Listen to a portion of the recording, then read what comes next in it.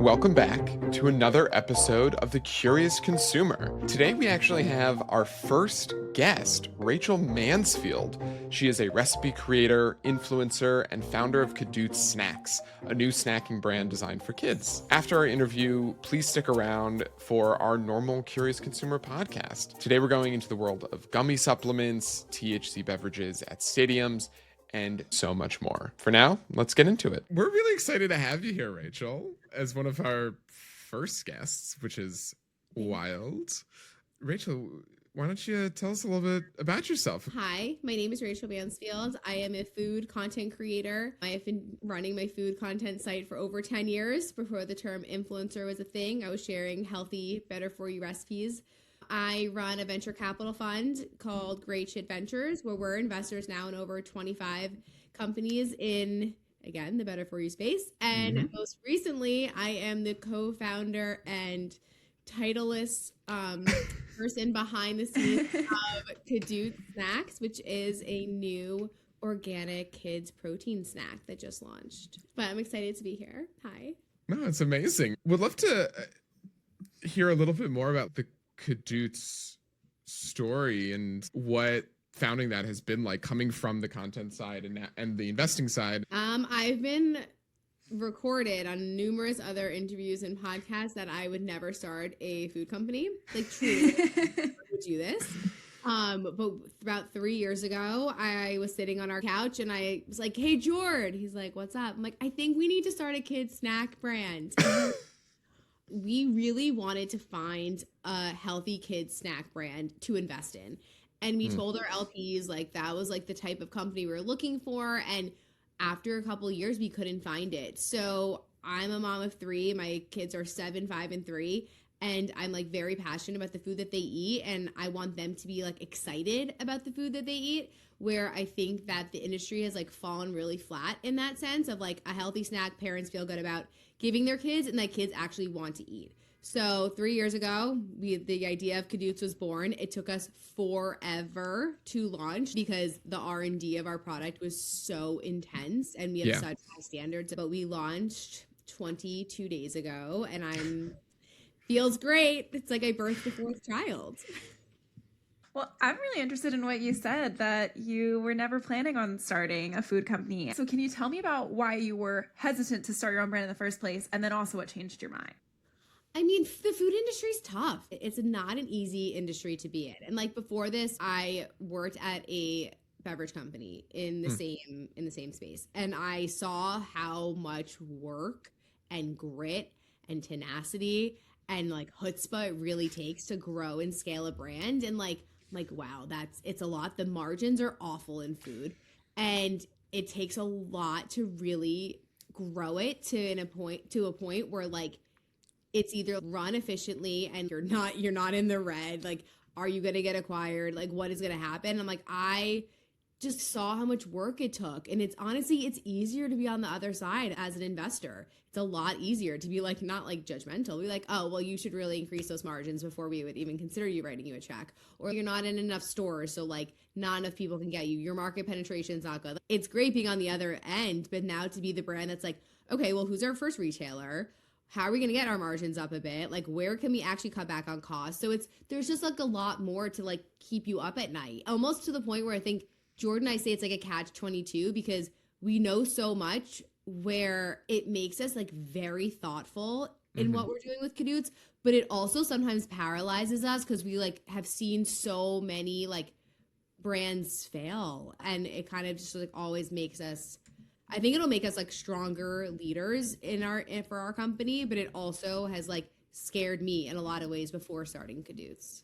Do you think it's changing how you might invest in brands in the future? Yeah, I think that, I mean, for us, our venture fund has always been like our side passion of sorts. Right. And it will definitely continue to be so. I think Cadootz is like what I'm like born to, like, this is like why I'm here. And this is like why Jordan's here. Cadootz is our main focus, and the brands that we're investing in, like, I'm not looking for like snacks anymore. Like, I'm like, we're investors in like ShopMy, which is like a tech company. Like, we're looking into like other areas of places to invest just because we couldn't find what we were looking for originally. You mentioned that this is like food is one of the hardest kinds of companies to operate in, to grow. What is making Cadootz the exception to that rule? That's good. I mean, I hope that we are the exception. I really do. We have worked so hard to get to the point that we are today, like to create the product that actually tastes good, that like hits all the pillars of like what we were looking for. Like, it's one thing to get a customer to buy your product, but it's a whole other thing to have them buy it again.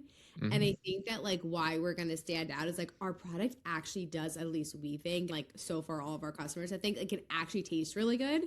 And I think a lot of these healthy products, they just like kind of fall flat. Like they fall short because they're not satisfying that craving of what the customer is looking for. We're like, for us, like if you love salty, cheesy crackers, you're going to love our snacks, because like that is like what made us want to start this company in the first place. Like my middle son was obsessed with a very popular cheese cracker that's like in a fun shape for kids, and it's a glorified other cheese crackers. So I just didn't want to buy it anymore. And it like wasn't, and he's gluten-free. My husband's gluten-free. I couldn't find a gluten-free cracker that tasted good, that was fitting all the pillars of like what we were looking for. So we spent so much time trying to create the actual product that we're selling now. And I think that because of the like experience and the knowledge that we have, even though we're still learning so much every single day, like I'm not a know-it-all. We're really learning here. I do think it's going to help set us up for success. We're very well supported. Fundraising is not a huge issue for us. And I think that because we're not coming at this like naive, I should say, we like know what we're getting ourselves into. So I'm hopeful that helps set us up for success, but you never know. I mean, obviously your background is going to play a huge role here, and just the product differentiation and taste you mentioned is huge. We've kind of alluded to, but haven't really spelled out like what your non-negotiables were when you were building the brand. So we have 5 grams of protein. We're all organic, no seed oils, gluten-free, nut-free, seed-free, lunchbox safe, no natural flavors, because I think this is like a huge part of the educational piece of Cadootz, where like a lot of people look at the label and they're like, oh, natural flavors, that's a good thing, like it's natural. And natural flavors, as you guys know, like could have up to like hundreds or thousands of other ingredients, and that one ingredient called natural flavors. So we have, one of our flavors is ranch, and we could have just put like organic ranch flavor in it and like called it a day to make it taste good.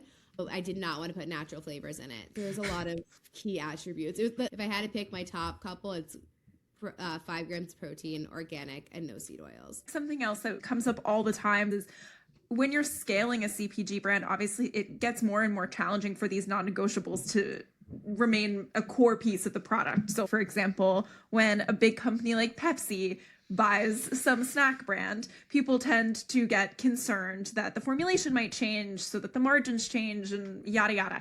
So what are some things you're thinking about in terms of maintaining quality for the brand as it scales, and what do you want scaling to even look like? That's a good. No one's asked me that yet. I think that some brands are doing it really well after they get acquired. I think Perfect Bar is a great example of that, where like they were acquired by Mondelez. I've been a Perfect Bar girly for like I think almost 15 years now. I'm obsessed. I eat one every single day. But like they haven't changed their ingredients since they got acquired. Like Kitchen, they didn't change their ingredients when they got acquired. Like not everyone does as they're growing. We're light years away from even like considering, you know what I mean? But I do think that with the right leadership in place, you can continue to like fuel your customers and your product with what's most important to you. I've been seeing reels trending everywhere about like a brand a lot of people love that like they changed the ingredients already after getting acquired. Like I think that it does happen, but the team is in charge of that. Like you have to like stand your ground, and I'm stubborn. It's also like not getting distracted. Like you have Yeah. a bet, and that bet, your betting will take off, and you want to be focused on that. But to that point, how are you thinking about expanding to other product lines and thinking about other kids snacks under this Cadootz branding, if it will be under the Cadootz branding or even another name? Yeah, I mean, Cadootz, we're doing our very best to make sure that people know that Cadootz is not a cracker company. It is a snack company. I really want to be a shelf-stable snack brand that covers all the bases. So think like salty, sweet, crunchy, like all of the things. Like I want a parent or, you know, customer, whomever, like to pick up a box of Cadootz no matter what the product is And you don't even have to read the ingredient panel. You just have faith that like Cadootz is making it. It's going to be like a product that I could trust. I'm just curious how you're thinking about the kids space generally. Like, take Cadootz out of it. How are you looking at the category right now? What are you excited for? Are there other brands that are exciting you right now? There hasn't been much that's exciting to me in a really long time, which is like, honestly, again, another reason why we started Cadootz. I think baby and toddler is great. Like, you know, we have like Serenity Kids, Little Spoon, like there's a lot of really great brands. I haven't seen too much for kids in the food space. I see a lot of supplements for kids. I just heard of something this morning that someone asked me for my feedback on. It was like a probiotic, like a powder to mix into water. Then like I think there's a lot of supplements for kids right now. And I really just like I want more companies that are like making parents' lives easier and more convenient with like ready to eat things with like good ingredients. We haven't been finding that many brands in general that we're like overly excited about right now. Every Monday I read your newsletter and I'm like looking for the new brands. I'm like looking for all the things. There's always something. Well, thank you, Rachel. This was so much fun. Want to let the people know where they can find you? So I'm at Rachel Mansfield. There's no E in Rachel in my Instagram handle and my website. I'm over at Substack, which is called Rachel Mansfield, and more please. And then I'm at Cadootz Snacks, and Cadootz.com is where you could find our snacks. And I'm so excited. I hope everyone likes them. Thank you for your time. It was so fun to chat. Thank you for having me. So this week, like every week, there have been more gummy supplement launches somehow. I'm a fan of this. It's become such a trend that it's impossible to ignore. And the two launches that we were tracking on this week, first one is Lucky Energy, which we've mentioned before on the podcast, actually. It's one of the fastest growing energy drink brands in the United States. It's fresh off a $25 million Series B raise. They just launched their very first caffeinated gummies, which have 128 milligrams of caffeine. They also have 7 grams of fiber and prebiotics in them because, of course, why would they not? So they have now entered the gummy category. And then Lemmy, which is Kourtney Kardashian Barker's supplement brand, just dropped another gummy. And the reason this was a little bit more notable because I want to say she has over a dozen gummy SKUs at this point. There's so many. Oh my God. I thought there was a skin one already. I think there might be a skin one already, but there is now a new skin one called Skin Glaze Gummies, which I suppose is different from the other one because it is her very first collaboration product, which she kept in the fam by partnering with her sister, Kylie. So it's a partnership with Kylie Cosmetics, and this is an Ulta exclusive gummy supplement. So that was just this week in terms of gummy supplement launches. But as I said, there have been new gummy supplements literally every week for, I would say, the past at least 6 months. And so we wanted to dig in a little bit more and not just be like, oh, this is a trend. Gummy supplements, people are taking them, people are producing them. But more, how did we actually get here? So we ended up doing a little bit of research and we walked it all the way back to 2014. That's when Ollie entered the market. Mm-hmm. Yeah, Eric Ryan, the co-founder of Method Cleaning Products, he and Brad Harrington, they started Ollie in 2014. And something that they did differently is while there were some functional gummies before, they were mostly for like kids. And there were obviously a lot of supplements.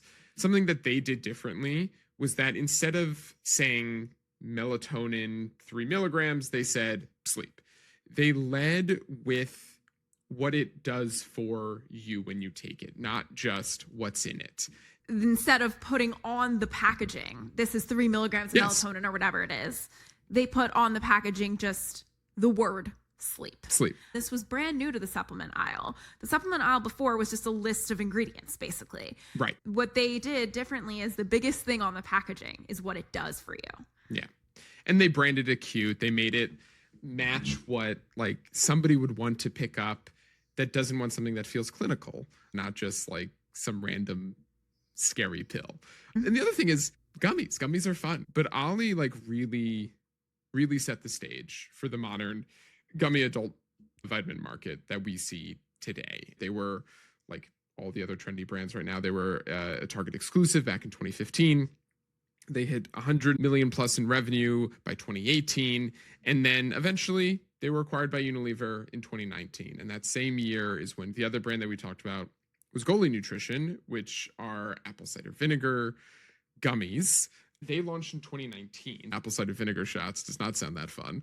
They turned it into gummy format and made it routinified. They made it incorporated into somebody's daily routine. But they also really leaned heavily into influencer marketing and social media and made it go viral.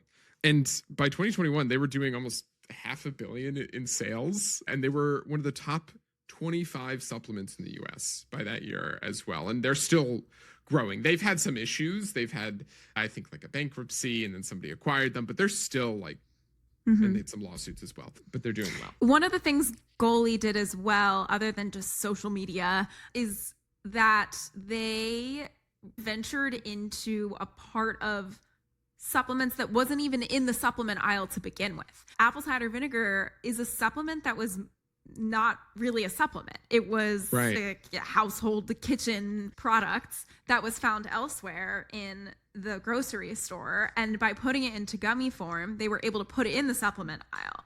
And that also, I think, did play a really big role in this later phase of putting ingredients that just were never in the supplement aisle before into gummy form and then into the supplement aisle.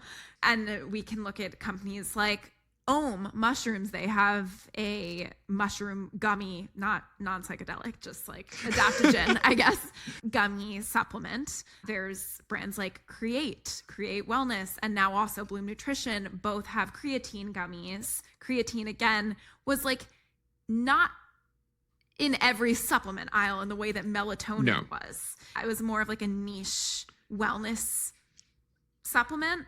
And by putting it in gummy form, they really transformed what the supplement aisle could look like, not just what gummy supplements could look like.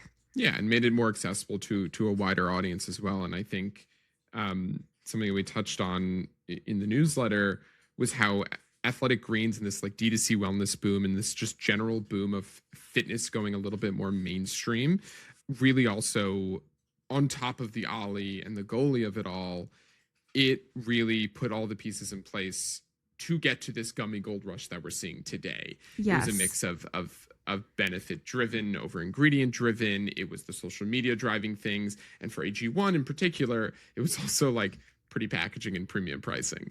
That was, because everything's expensive. And they tried to sell on taste. I wouldn't say that they should have tried to sell on taste because it didn't taste great.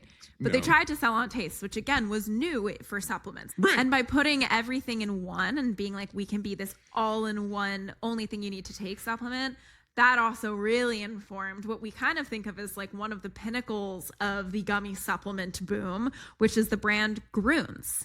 And Cadootz launched in 2023. It's really young, actually. Baby brand. And has blown up. Cadootz is not just like one or two gummies, but gummy packets. You can take a serving of 8, and they're basically a gummy version of AG1. They're all supposed to be all of the supplements you could need in one packet of a great tasting gummy format. And that's like the convergence of all of these trends we just spoke about. Yeah, Cadootz is kind of it's crazy what they've done and how big they've grown and how fast they've grown. I mean, within basically 2 years, they grew to $500 million valuation. They've raised $60 million.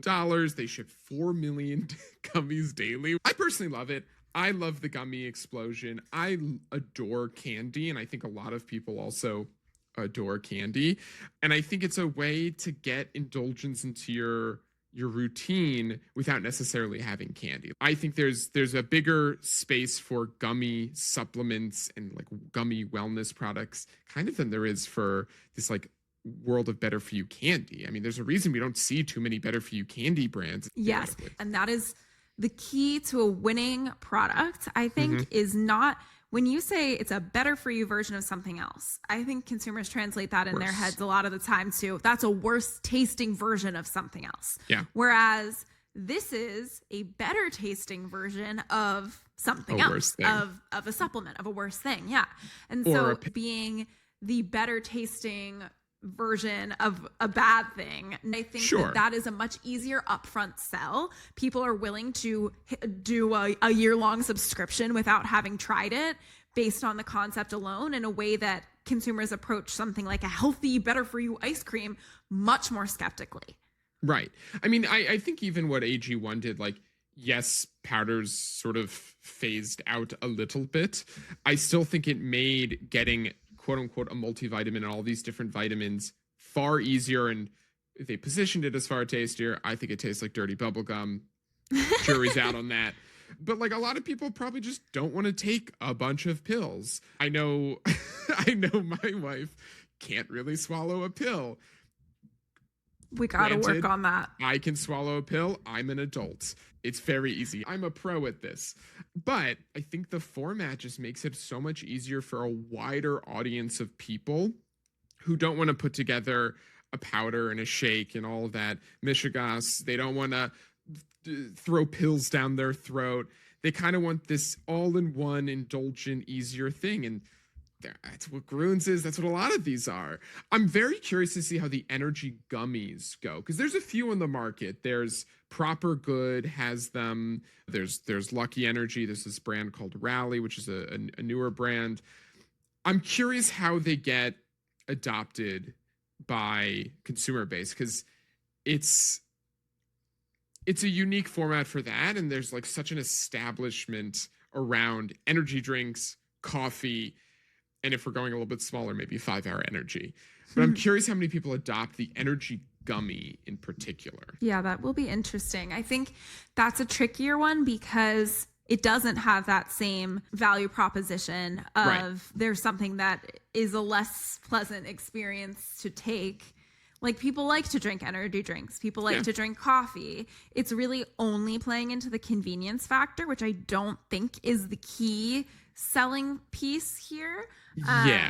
So it will be interesting to see if that becomes something that can be habitual enough to win, because that really is why the rest of these gummy supplements are winning. It's so habitual. It's so easy to want to eat your gummies every day because it feels like a little treat and it feels like you're doing something good for your body, which is like, it feels like you're hacking life. And the reality is, it probably actually is a catch, because we don't actually really know much about the efficacy of these supplements, as with most supplements, because the FDA doesn't regulate supplements. Yeah, I think that's something that I want to caveat as well. As much as we love this segment because we love gummies and they're so fun and it does feel good to do something that feels good for your body, we don't know much about how well these actually work. They make a lot of claims. A lot of these brands say that their ingredients are backed by thousands of studies, which you might have to read twice to realize means that they're like, vitamin A is backed by thousands of studies. Right. Sure. But it doesn't mean that their specific product is backed by thousands of studies in that specific dosage, in that delivery method.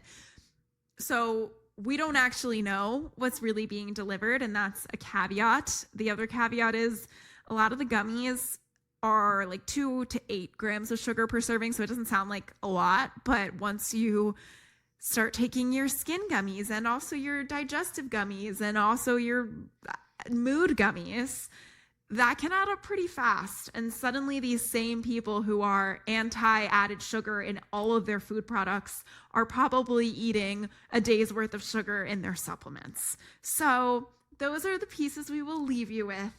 I added to the newsletter too that I saw a quote from Ollie's co-founder, which obviously originates from Mary Poppins, very blatantly admitting the reason these work, which is that a spoonful of sugar helps the medicine go down. But I will say my favorite functional gummy, do you want to guess? Weed? Yeah. What a transition. Oh, yeah.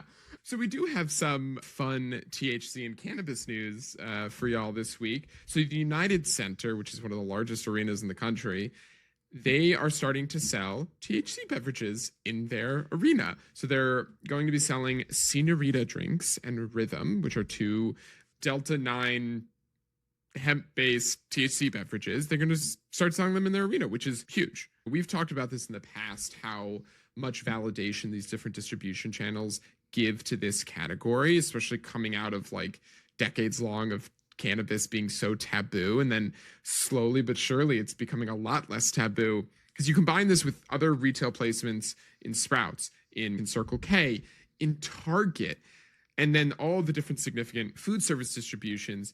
It's just going to reinforce all this consumer confidence that is already being built up by all of these brands that look pretty and are marketed like the rest of the brands out there. And like, new consumers are coming to the space that you wouldn't have expected. Moms in the suburb who are switching their Merlot for a lemon can drink. It's such an interesting space that, barring any potential federal ban, we'll see what happens there. I think this, especially the cannabis beverages, will be a massive market. We're going to see a lot more alcohol companies starting to get into the space and invest in the space and distribute these products, because it's already starting to happen. What's really exciting about this to me is that arenas or stadiums generally are a really interesting distribution channel, because I love to think about Liquid Death for this, which Liquid Death, if you don't know it, that's actually really surprising to me by now. Liquid Death is a canned water and sparkling water company that, honestly, a lot of its name recognition, despite having insane, unhinged, fantastic marketing, came from the fact that they had a Live Nation partnership early on. So they were being sold in stadiums and arenas as the water option, but also a beverage option of choice that kind of looks like you're holding a beer when other people are holding actual beers and you're drinking your water. I think that a THC beverage can play a really similar role. It's meeting people at a place where a lot of people are drinking alcohol. Maybe they don't want to be drinking alcohol. They can still hold a beverage, sip on a beverage that has a different function, which, if anything, actually that offers more than just canned water does, especially in something. I mean, a lot of people enjoy THC products while at like a musical experience or just in experiences. It's something that, in the same way people enjoy alcohol products. So I think it makes a ton of sense if it could play a similar role to what Liquid Death played in so many stadiums early on to its launch. I think it will do really, really well in capturing like this cultural piece. It's not just a distribution channel. I think the cultural aspect is such a valid point, because it's another point of validation for that category. That's like, oh, okay, if it's here alongside my like Bud Light and my Liquid Death, how bad could it be? I bet it will drive a good amount of trial, and especially because these beverages aren't high in THC. They're usually like 2 to 5 milligrams. It's not something crazy that the average adult cannot handle. And I think the other point too is like Gallup posted a poll about just Americans are drinking less, but that doesn't mean they're not seeking an alternative to still feel something. And I think that is exactly where the THC and cannabis market fits in so nicely into the changing drinking landscape, that drinking is not going anywhere, alcohol is not going anywhere. It is a staple of culture, religion, everything. It is embedded into humanity. But Americans are drinking less, not just young people, older folks as well. And THC will fill this void, I think, more than a lot of the other NA products that have come out on the market to date. Absolutely. And especially, this is something that is still a taboo category in some ways, I think, because of the gray legal areas surrounding it. This offers so much legitimacy that I think would make people who aren't typically interested in trying these products try them if they, again, see them next to a Coors or whatever it is. Right. And they're like, oh, this isn't something that like my sketchy neighbor is trying to sell me. It's actually at a stadium. It really helps with eliminating that taboo as well. So once it hits Disney World, it's game over. Oh, we're screwed. We're screwed as a society. Or that could be the peak of society. Probably the peak of society if we're talking, drinking around the world, but each one is an infused beverage. Yes. Well, I do feel like we talk about new ways that THC is getting legitimized almost every week. So excited to see what momentum continues. But for now, I want to pivot to allergy care. Oh, God. Which I didn't think I would be excited to talk about allergy care, but this is a really fascinating launch. So, I like this one. Wizard Wellness is a new brand that just launched as a drug-free allergy care brand. And it was actually founded by someone who used to work in beauty, Lorne Lucree. Hopefully I said his name correctly. I think so. So the idea is to actually apply some beauty and skincare principles to allergy care. So instead of it being a over-the-counter drug product line, they take things that are typically found as over-the-counter drugs, like nasal spray, sinus rinse, and incorporate microbiome science and skincare ingredients into these products instead of any drug. Respectfully, it's the most 2026 shit ever. Oh my God. No, the most 2026 shit ever is the marketing word that they invented to describe the brand, which is clinical, as in a mix between clean and clinical.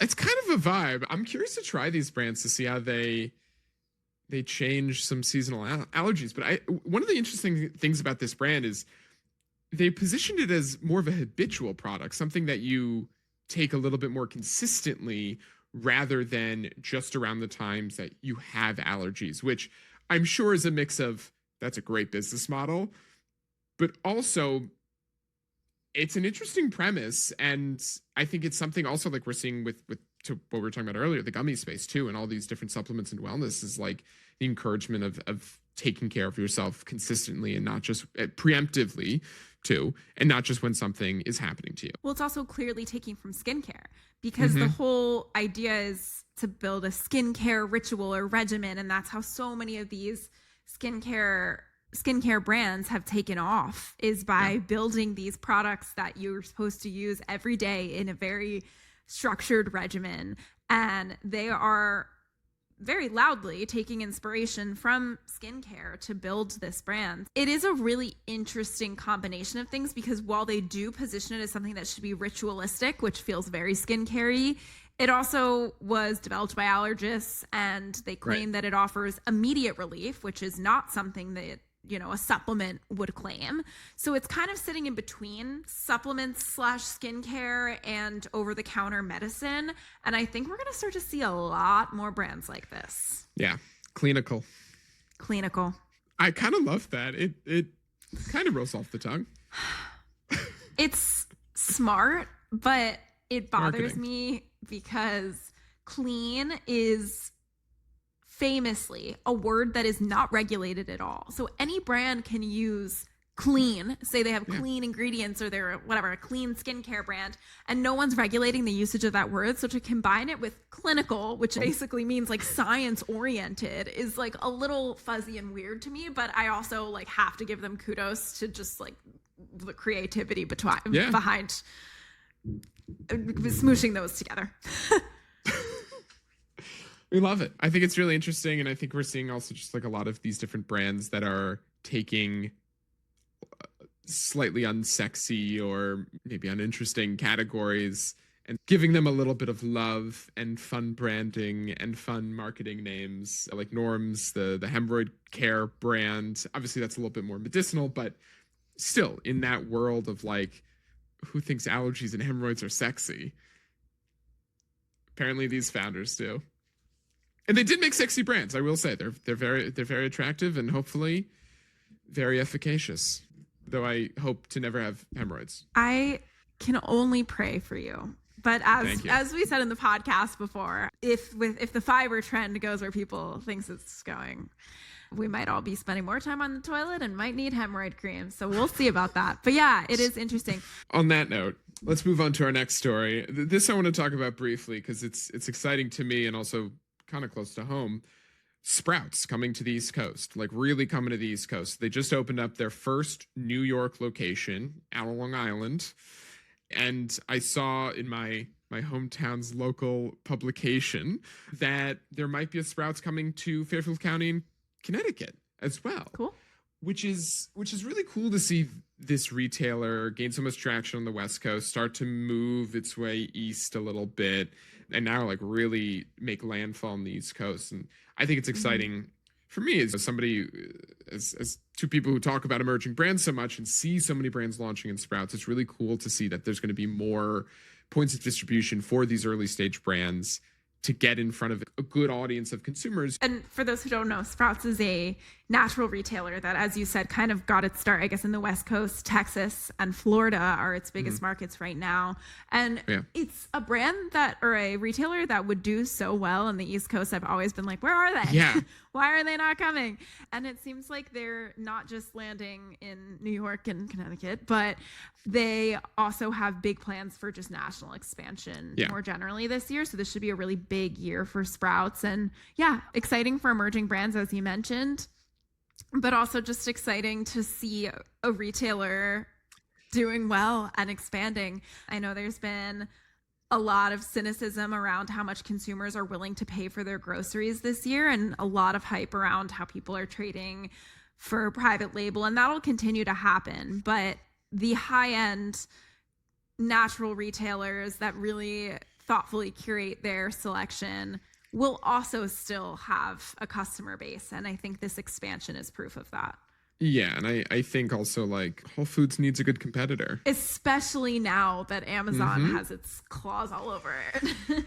Oh yeah, and Sprouts, Wegmans, like all of these are really sort of, I think, gunning for that space and that share of wallet as well. And it's interesting also that there's so many like regional grocery stores that it's interesting that Sprouts is starting to become more of a national name. Shall we talk about overnight oats? I think we shall. I think we shall. Was really excited to see this. I know. So we're not talking about just the concept of overnight oats. We're talking about a brand called Oats Overnight. They are spoon-free, aka pretty much drinkable overnight oats brand, and they just secured $45 million from Asto Consumer Partners. They are an incredible brand that has been growing like crazy. They currently have over 300,000 active D2C subscribers. They're in major retailers like Target, Walmart, and different club accounts. They were started by a former poker player, Brian Tate. I love that story. I just love when people have this like fun, lucrative background. They're like, you know what?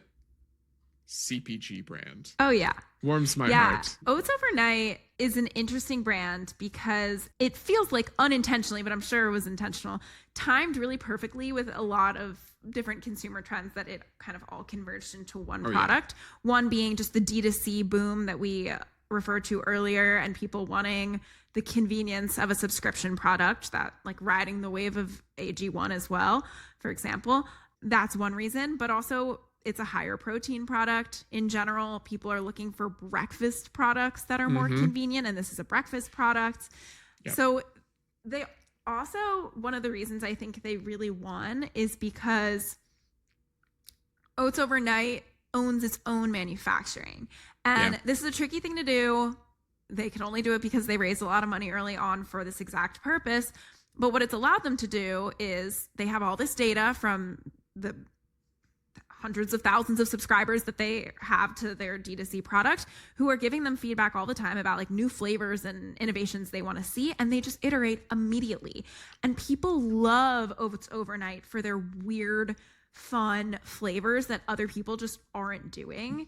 I think that is a massive piece of it. But I don't know, it's so interesting to me because I'm like, it shouldn't, in a lot of ways, it shouldn't have won.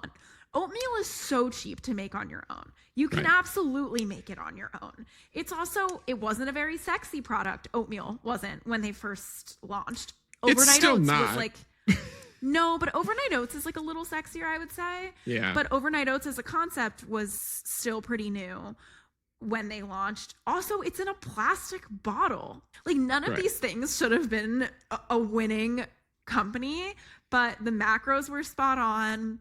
The way that they launched D2C was spot on. The flavor innovation is there. and now they're killing it. And you got to give them kudos for it. I think they won because it's simple. It solves an issue of just like convenience. It makes breakfast so much more convenient. I think when they launched, and they really haven't changed too much since they launched. I kind of remember around that time, I remember buying it. I remember getting the ads. It's enticing. It's like, hey, for this amount of money, which is like not too expensive at the end of the day, we pre-portion everything. We tell you exactly how to do it. We give you the shaker. Before they had a retail ready version, of course, you do like a blender bottle and put in the fridge and boom, there you go. Like there's no thinking.